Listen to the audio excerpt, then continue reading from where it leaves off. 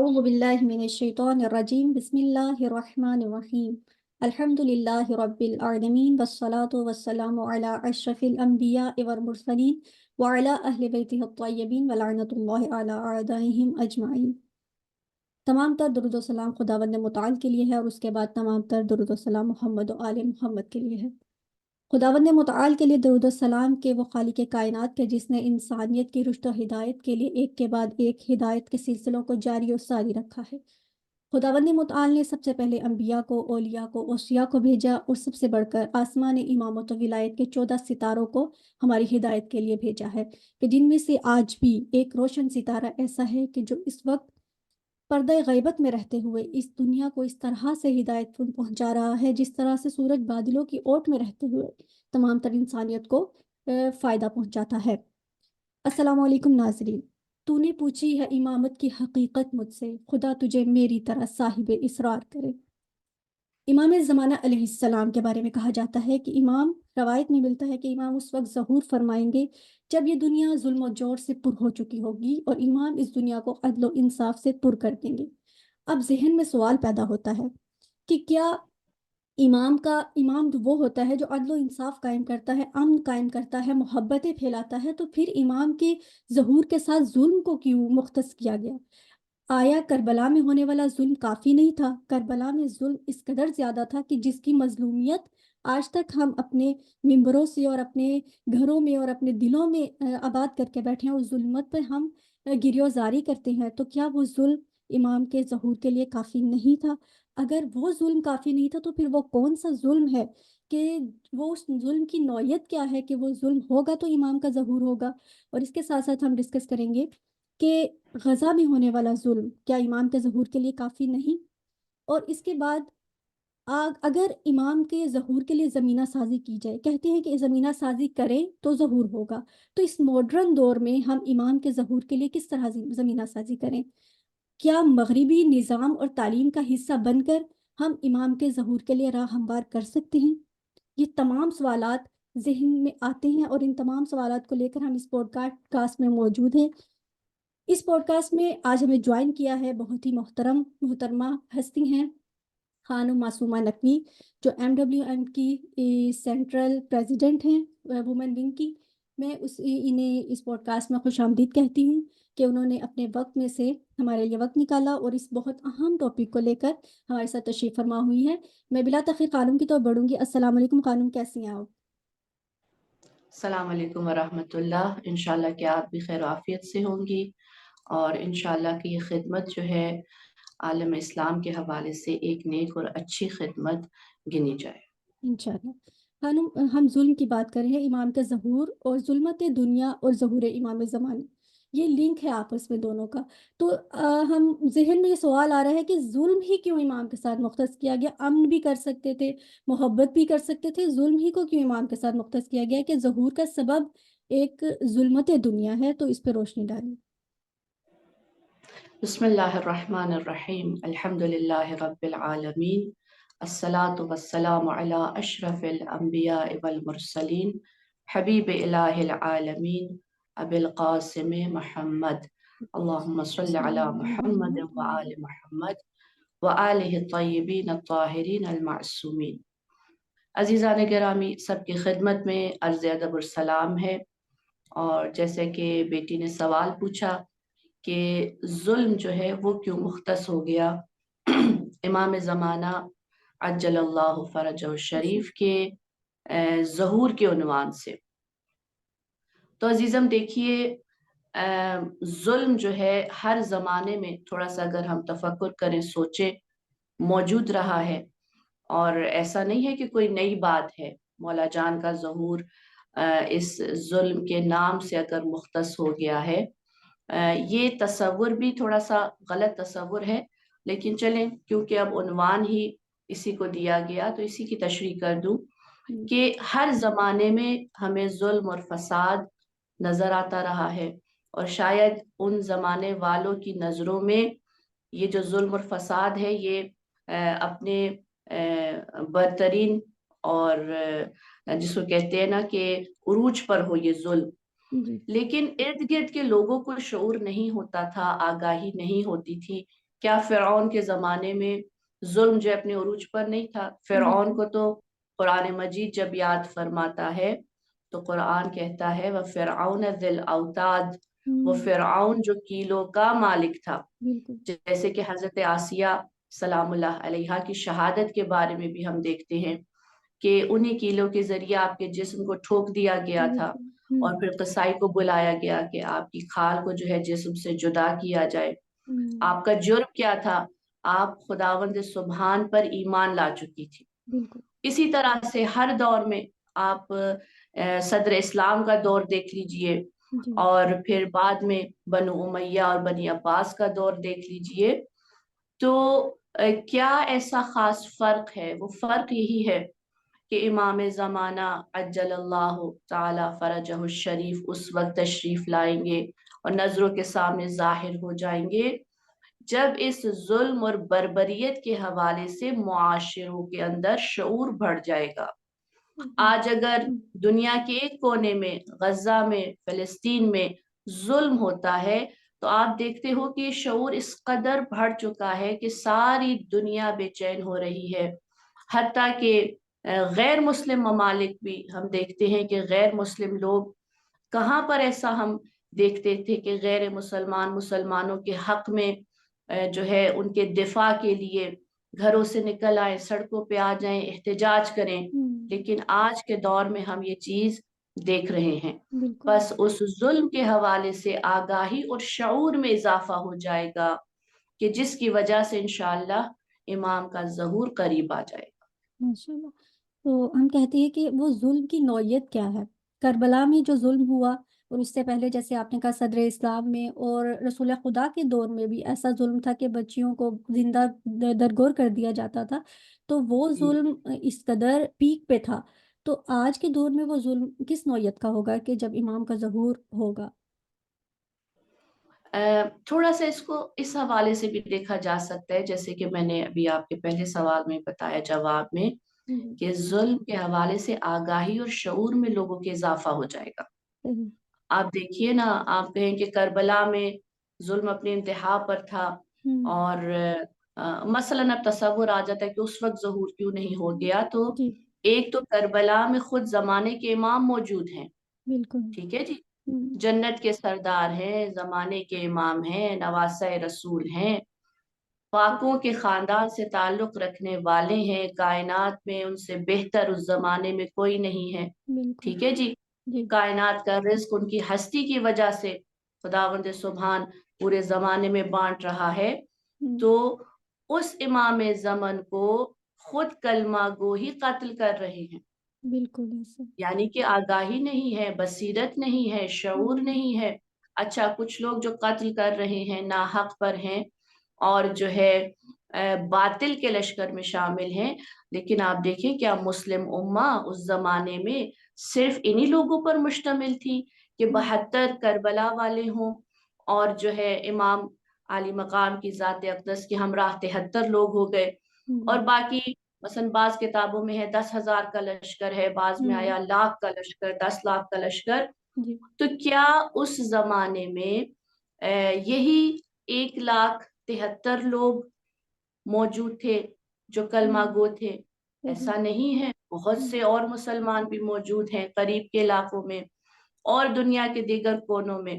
ہوں میدان غدیر میں ہی جب ہم تاریخ میں پڑھتے ہیں تو 1,00,000 کا مجمع موجود تھا، جی جہاں پہ رسالت مآب صلی اللہ علیہ وآلہ وسلم نے مولا کائنات علی علیہ السلام کی ولایت کا اعلان کیا ہے، بے شک. امامت اور خلافت کا اعلان کیا ہے. ہوں لیکن کیا یہی تعداد ہے امام حسین علیہ السلام کے زمانے میں؟ نہیں. وہ حاجی جو کہ جن کے پاس پیسہ ہو اور حج کر سکتے ہیں، ان کی تعداد 1,00,000 تھی میدان غدیر میں. جی تو عالم اسلام اس ہوں سے کہیں زیادہ تھا، اور بالکل. آپ کے نواسے کے زمانے میں اور یہ تعداد بڑھ گئی ہے. ہوں بس لوگوں کی خاموشی اور لوگوں کا بے بصیرت ہونا اور اپنے وقت کے امام کا ساتھ نہ دینا باعث بنتا ہے کہ اتنا بڑا واقعہ تاریخ میں رونما ہو جائے کہ جس کی تلخی کے برابر ہم کسی اور سانحے کو نہیں دیکھ سکتے. ہوں تو بات یہی ہے کہ जनाब मुस्लिम बिन अकील जो आपके नुमाइंदा हैं कूफा जाते हैं, 18,000 मुसलमान आपके हाथ पर बैत करते हैं और फिर वही आपको कुछ दिखाते हैं और आपकी शहादत का बाइस बन जाते हैं। बिल्कुल तो इमाम मौजूद हैं, जमाने के इमाम हैं, उनके साथ एक ऐसा सलूक है, बस मेयार ये नहीं है कि जुल्म जो है वो कितना ज्यादा होता है, मेयार ये है कि उस जुल्म की पहचान हो बिल्कुल और फिर लोग उस पहचान के बाद उठ खड़े हों, क़याम करें और अपने वक्त के इमाम का साथ देने वाले बने। जिस वक्त जमानों में इस तरह के लोग पैदा हो जाएंगे और उनकी तादाद ज्यादा हो जाएगी तो इमाम इंशाल्लाह नजरों के सामने जाहिर हो जाएंगे। माशाल्लाह, बहुत खूब बानो। तो गज़ा में जो जुल्म हो रहा है वो रहबर के अलावा तो उधर उसके उस जुल्म के मुकाबले पे कोई हमें खड़ा नज़र नहीं आ रहा। आपने कहा कि शऊर तो क्या आया, अभी वो शऊर बेदार नहीं हुआ। फ़कत रहबर मुअज़्ज़म हमें नज़र आते हैं कि जो उनके हक़ के लिए, उनके दिफ़ा के लिए और मज़लूमीन के साथ खड़े हैं। बाकी आलम इस्लाम का कोई भी लीडर हमें इस तरह से सामने खड़ा दिखाई नहीं देता। तो क्या आज भी ये शऊर बेदार नहीं हुआ? देखिए आपका बहुत सवाल, ये अच्छा सवाल है। इसी को अगर मैं रब्त दे दूं, थोड़ा सा हम तसव्वुर करें, हम रहबर को तसव्वुर कर लें कि वो आज के ज़माने के मुस्लिम बिन अकील हैं। बेशक ठीक है जी। जी। कितने लोग हैं जो आपके उस शुआर पर लब्बैक कह रहे हैं। बिल्कुल मैंने पहले भी अर्ज किया कि जुल्म तो पहले जमानों में भी कई ज्यादा दर्जे ज्यादा हुआ करता था। ठीक बिल्कुल है जी। अल्लाह ताला ने अगर ये शर्त रखी है सामने तो हम इस चीज को समझें कि आज के जमाने के मुस्लिम बिन अकील को कितने लोग हैं जो उनके पैगाम को सुनते हैं, समझते हैं और लब्बैक कह रहे हैं। बेशक ऐसा नहीं है कि नहीं है ऐसे लोग, जी लेकिन अभी जरूरत है। इमाम जमाना का जो इनकलाब है वो आलमगीर है। बेशक वो एक छोटे से इलाके में इनकलाब नहीं आना या छोटे से इलाके के लिए उन्होंने ज़हूर नहीं फरमाना। बेशक उन्होंने पूरी दुनिया में अदलो इंसाफ की हुकूमत को, वो भी हुकूमत, जी जी ठीक बिल्कुल है जी, दरसगाह में तशरीफ नहीं लाएंगे।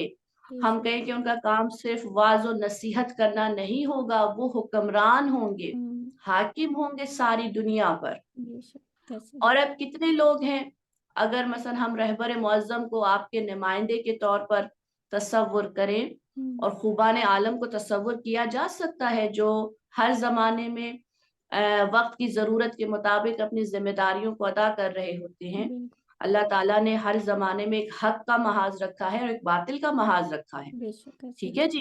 कितने लोग हैं जो इस हक के महाज का साथ दे रहे हैं। पूरी आलम जो है इंसानियत में कितने ममालिक हैं जो इस्लामी ममालिक, जमहूरिया इस्लामी ममालिक के नाम से मशहूर हैं, लेकिन क्या उनको गजा के मजलूम मुसलमान नजर नहीं आ रहे? जी क्या हम इंतजार करेंगे कि इमाम जमाना तशरीफ लाएं तो मसाइल हल हों? तो पहला सवाल ये है कि उस इमाम का साथ कितने लोगों ने देना है। बिल्कुल हम नुमाइंदे का तो साथ दे नहीं पा रहे। यमन के मुसलमानों पर दुरूद और सलाम है, बिल्कुल हिजबुल्लाह के सिपाहियों पर दुरूद और सलाम है, बेशक सिपाह के सिपाहियों पर दुरूद और दुरूद सलाम है, हशद शाबी ज़ैनबियून पर दुरूद और सलाम है, फातिमियून पर हमारा दुरूद है, जिन्होंने वक्त के मुस्लिम बिन अकील की आवाज को सुना, बेशक लब्बैक कहा और हर मैदान में हाजिर रहे। आप देखिए यमन छोटा सा मुल्क है, जी लेकिन उसने रहबर मुअज्जम इनकलाब के इस पैगाम को सुना और जान की बाजी तक लगा दी है। इस तरह से वो गजा के मुसलमानों का दिफा कर रहे हैं। बेशक उनके अपने मुल्क के ऊपर गजा की हिमायत की वजह से बमबारी हो रही है, उनके अपने सूबों पर बमबारी हो रही है, लेकिन वो बिल्कुल खड़े हैं इस्तेकामत के साथ कि हम इस हद से आगे जो बहरी जहाज हैं अमेरिका के, इसराइल के, हम गुजरने नहीं देंगे, जी बरतानिया जी के जहाज गुजरने नहीं देंगे। उन्होंने पैगाम को सुना, जो वो कर सकते हैं वो हिमायत में कर रहे हैं, अल्लाह भी उनके साथ है। बेशक बिल्कुल लेकिन क्या हम जो इस्लामी मुल्क में जिंदगी गुजार रहे हैं, हमारी अफवाज को, हमारी हुकूमत को नहीं चाहिए था کہ وہ بھی مسلمان ہونے کے ناطے تعاون کریں. کیا آل سعود کو نہیں چاہیے کہ بالکل. اگر وہ مسلمانوں کے وکیل بنے ہوئے ہیں ہوں. اور ہمارے مقدسات کے اوپر مثلا نیابت کا فرض ادا کر رہے ہیں، بالکل. مکہ مکرمہ میں، مدینہ منورہ میں متولی ہیں، خادمین ہیں، لیکن کردار کے حوالے سے اس قدر ان کا جو ہے یہ کردار برخلاف آئین بدستورات اسلام ہے بالکل. کہ وہ بجائے اس کے کہ غزہ کی مدد کریں وہ اسرائیل کی خدمت کر رہے ہیں.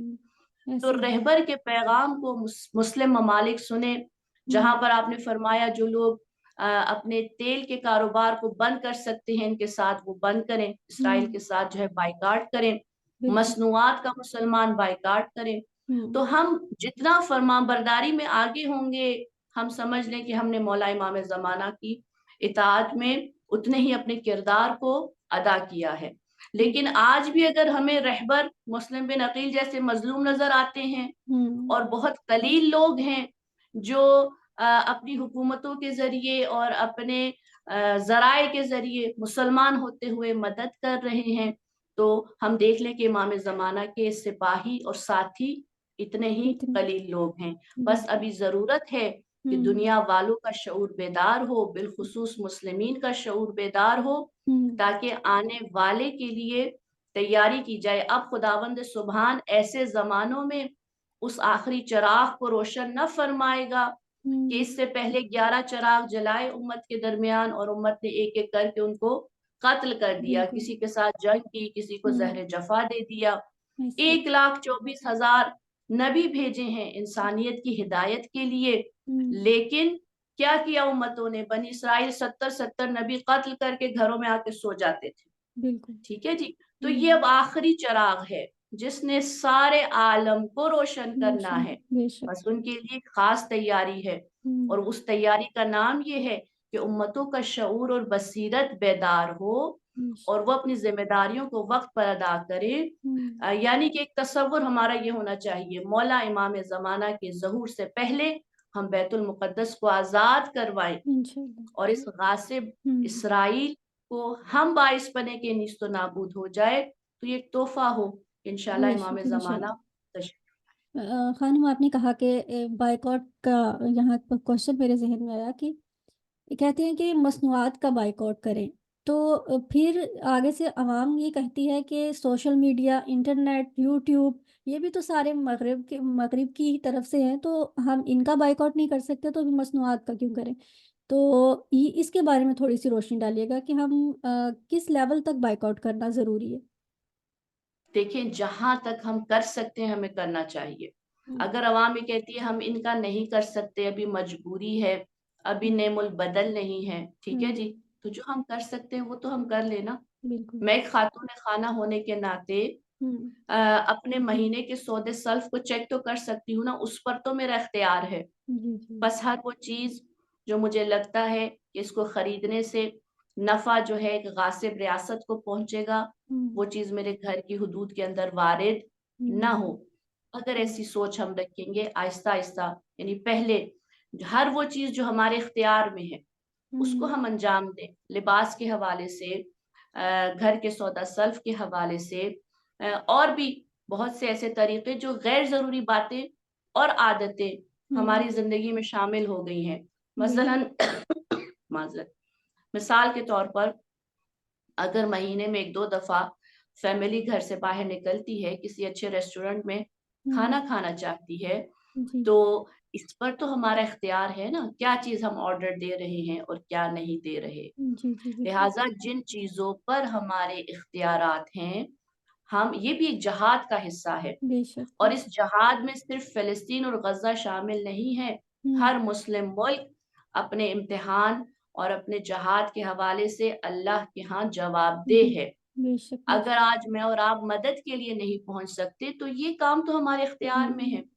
بس جو ہمارے اختیار میں ہے اس کو ہم انجام دیں، جس پر ہمارا اختیار نہیں ہے اس کے لیے ہم کوشش کریں. ہمارے جوان، پڑھا لکھا طبقہ جی وہ جو ہے نعم البدل بنانے کی کوشش کرے، تغیر پیدا کرنے کی کوشش کرے۔ اللہ تعالیٰ نے سب کو بہترین ذہن عنایت فرمائے ہیں، بالکل اس کوشش میں اور اس راہ میں ہم لگ جائیں، چاہے ہمیں چند سال لگ جائیں، لیکن انشاءاللہ ایک دن اس پر بھی ہم قابو پا لیں گے اور اپنے آپ کو جو ہے خود کفیل کر لیں گے اس میدان میں انشاءاللہ۔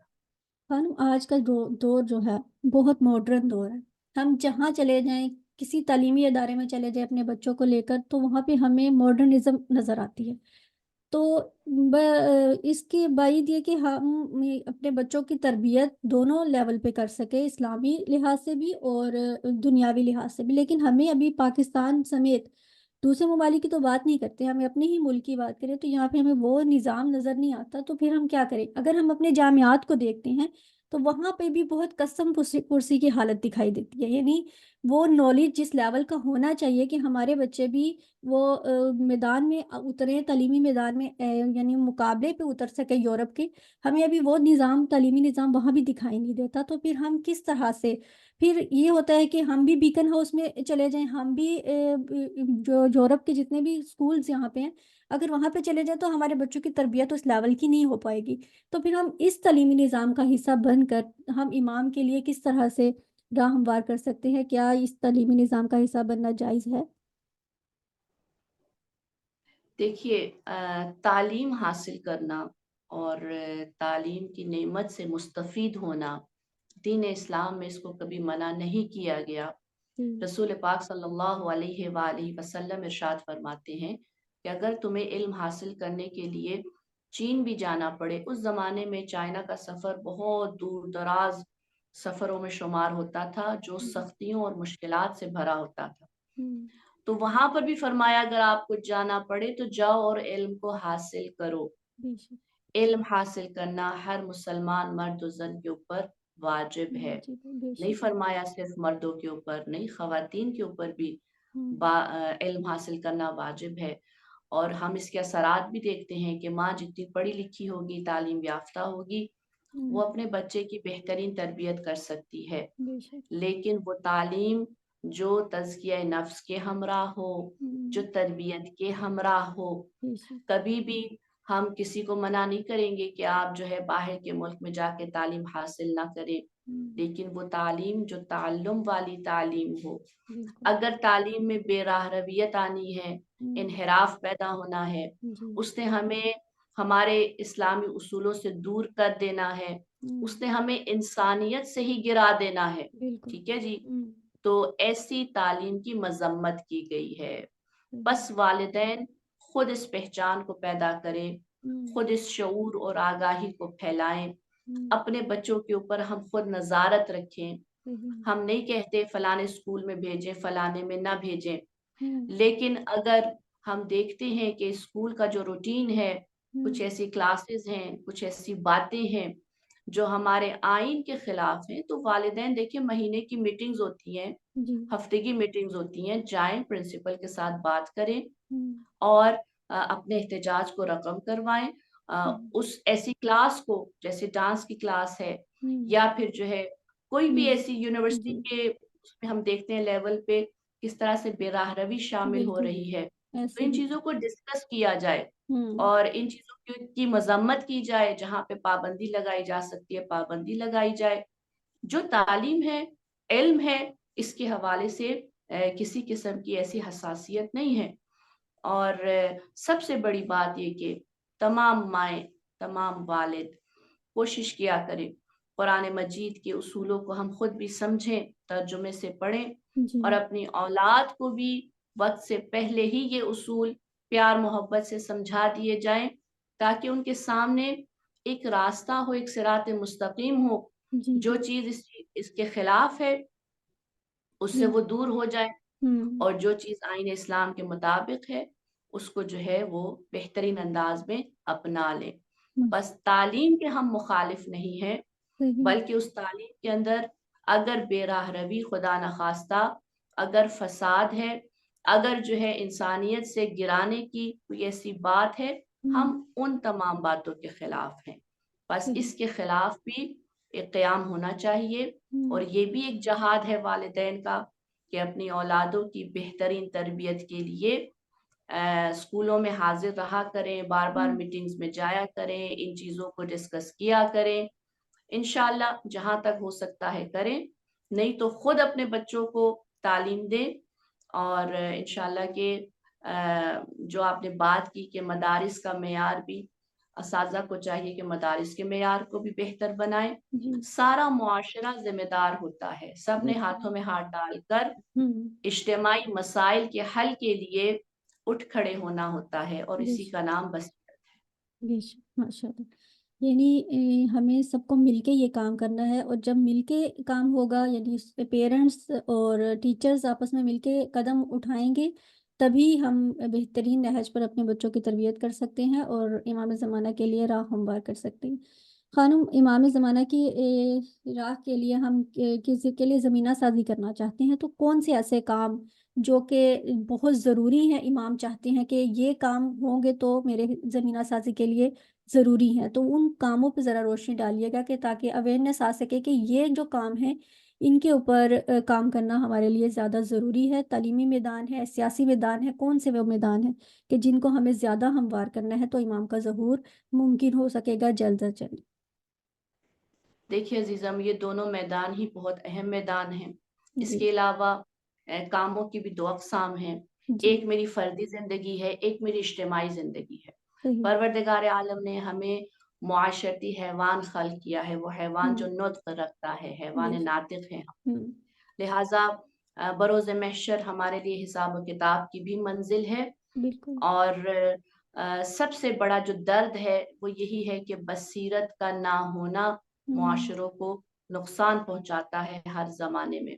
بالکل. بس انشاءاللہ اس بصیرت کو بیدار کرنے کے لیے، شعور اور آگاہی کو زیادہ کرنے کے لیے جن کاموں میں ہم مصروف رہ سکتے ہیں ان کاموں میں ہمیں مصروف رہنا چاہیے. میں چھوٹی سی مثال دوں گی. جی دیکھیے، ہم سب کو سیاست کے میدان میں بہت پیچھے دھکیل دیا گیا تھا ہمارے جی ملک جی میں.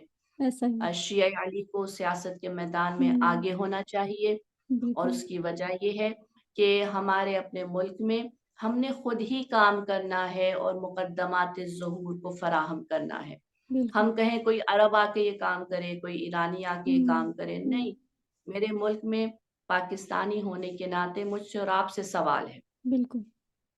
بس ہم نے اپنی سرزمین میں مقدمات ظہور کو اگر فراہم کرنا ہے تو ہر میدان عمل میں آگے بڑھنا پڑے گا، بالکل. چاہے وہ تعلیمی میدان ہو، چاہے وہ سیاسی میدان ہو. اور اب دیکھیں لوگوں کے اندر بھی ماشاءاللہ سے اتنی آگاہی آ گئی ہے. 75 سال سے جو لوگ ظلم کرتے ہوئے، کیونکہ آپ کا موضوع بھی یہی ہے، جی جی ہمارے اوپر حکومت کر رہے تھے، آج بالکل. بچہ بچہ جانتا ہے کس طرح سے مینڈیٹ کو چوری کیا جاتا ہے، ایسا ہی. بالکل. کس طرح سے جو ہے ووٹوں پر ڈاکے ڈالے جاتے ہیں. بس یہ شعور کی کیا ہے، ترقی ہے. ایسا پہلے ہی. جو ہے شاید 60 سال کا انسان بھی اس بات کو نہیں جانتا تھا، بالکل. آج 4 سال کا بچہ بھی ہمارے ملک میں جانتا. جانتا ہے. بالکل. بس آہستہ آہستہ اس غلط نظام کے خلاف لوگ اٹھ کھڑے ہوں گے، اور ہمارے ملک میں الحمدللہ اٹھ کھڑے ہوئے ہیں. بالکل ایسے ہی. اور آہستہ آہستہ سمجھے 75 سال اگر اس طرح سے غاصبانہ ہی ایک طرح کی حکومتیں تھیں جی تو کم از کم 15-20 سال تو لگیں گے نا. جی جی شاید اس سے پہلے ہو جائے اگر انشاءاللہ. زیادہ اچھے انداز میں آگاہی بیدار ہو جاتی ہے لوگوں کی. ہوں تو یہ بھی ایک مقدمہ ظہور ہے بے کہ شک. ہم سچائی کی طرف قدم بڑھائیں.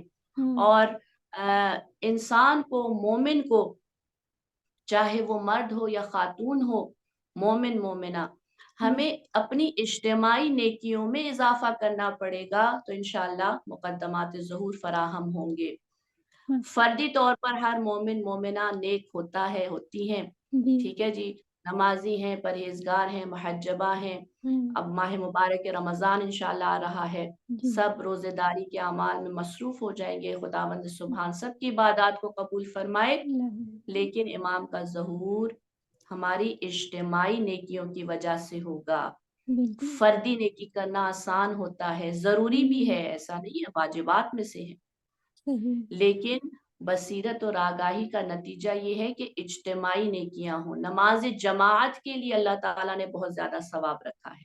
بے شک۔ اجتماعی دعا میں کہا جب آپ آ کے بیٹھ جاتے ہو شبائے قدر میں، تو ان آنسوؤں کی وجہ سے خداوند سبحان سارے سال کے ہمارے گناہوں کو معاف کر رہا ہوتا ہے۔ بے شک۔ وجہ یہ ہوتی ہے کہ ہم مجمع کی صورت میں آ کر بیٹھے ہیں اور اللہ تعالیٰ کے ہاں اپنے گناہوں سے توبہ کر رہے ہیں۔ بے ٹھیک ہے شک۔ جی؟ جی جی۔ پس اجتماعی نیکیوں میں ملوث ہونا باعث بنے گا کہ امام کے ظہور میں تعجیل ہو۔ ان اجتماعی نیکیوں میں سے ایک اجتماعی نیکی سیاست کے میدان میں بہترین انداز میں پرہیزگار باتقوی لوگوں کو میدان میں آنا ہوگا۔ بے شک۔ تعلیم کے میدان میں پرہیزگار باتقوی نیک لوگوں کو قدم رکھنا پڑے گا اور اس نصاب تعلیم میں ہاتھ ڈالنا پڑے گا اور اس کے منکرات کو دور کر کے اس کے صحیح اصولوں کو اجاگر کرنا پڑے گا، تو معاشرے میں تبدیلی آئے گی اور بہت سی ایسی اجتماعی نیکیاں انشاءاللہ۔ ماشاء اللہ، بہت خوب خانم، بہت ہی انفارمیٹیو ٹاک رہی ہے آپ کے ساتھ۔ میں آپ کی شکر گزار ہوں کہ آپ نے اپنے قیمتی وقت میں سے وقت نکالا اور بہت ہی زیادہ انفارمیٹیو نالج جو ہے وہ آپ نے ہمارے ساتھ شیئر کیا۔ میں آخر میں یہی خداوند متعال سے دعا کرتی ہوں کہ پروردگار عالم ہمیں اسی طرح سے ہی دین اسلام کو سمجھنے اور اس کی نشر و اشاعت کی توفیق عطا فرمائے، اور خداوند متعال آپ کو سلامتی عطا کرے، آپ کا سایہ اسی طرح سے جس طرح آپ سیاسی میدان میں کام کر رہی ہیں، اور انشاءاللہ خداوند متعال آپ کی مقاصد میں آپ کو اعلیٰ کامیابی و کامرانی عطا فرمائے۔ اور ہم اور آپ مل کے یہی آخر میں خداوند متعال سے دعا کرتے ہیں کہ امام زمانہ کے ظہور میں تعجیل عطا فرمائے اور ہمیں امام کے ناصرین میں شمار فرمائے۔ بہت شکریہ خانم، السلام علیکم ورحمۃ اللہ وبرکاتہ۔ بہت شکریہ، خدا حافظ۔ خدا حافظ۔